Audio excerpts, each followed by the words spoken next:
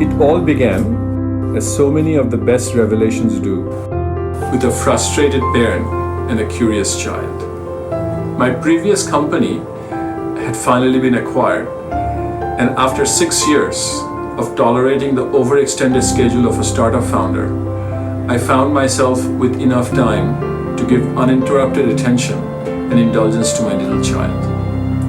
At 8 years old, she became one of the first owners of the iPod Touch, a music and gaming device that Apple had not yet evolved into a smartphone. The gaming app that she downloaded from the iTunes store, Doodle Jump, was played by her and her friends continuously all the time, week after week. I finally had to ask what the appeal was and why they never seemed to play any other games. The answer was simple.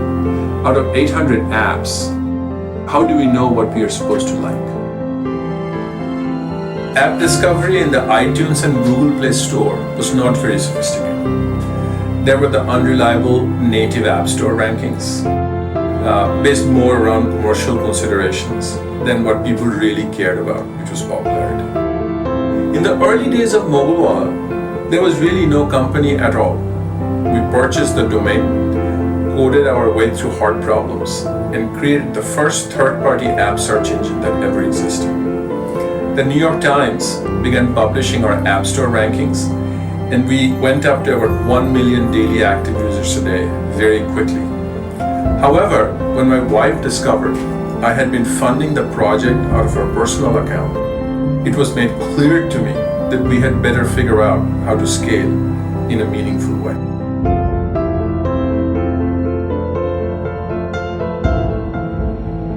Armed with our Series A financing, we set out to explore the massive amounts of data we had collected to serve the multi-billion-dollar digital advertising industry.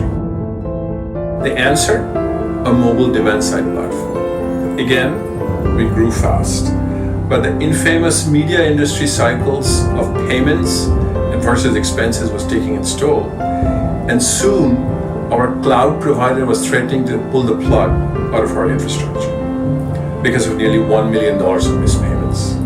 Another $250,000 was needed to make global payroll, and we had only $2,200 in the bank. And so, in the middle seat of the back row of a Delta flight from Los Angeles to New York, I debated recommending an asset sale to our board members versus asking for additional capital to fund our vision.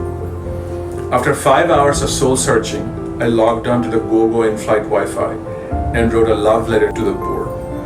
We were a data company that had pivoted to media, and we must pivot back to data again.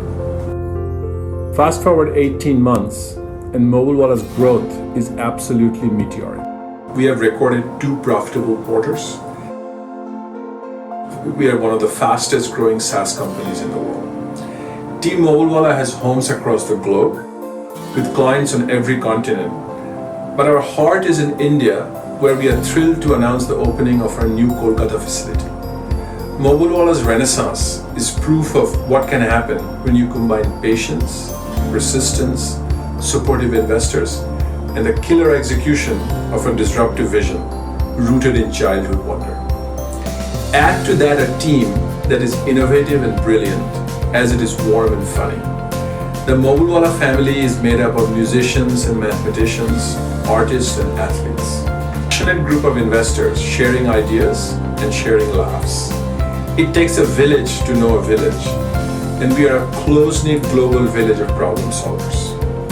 Mobile Wallet is a next-generation data company that employs big data, artificial intelligence, machine learning, and creativity to power the most granular consumer intelligence platform on the planet. As the great Indian philosopher Swami Vivekananda said, "Arise, awake, stop not until your goal is achieved. Take up one idea, make that one idea your life. Live it, dream it, and live on that idea." That is the essence of Mobile Wallet.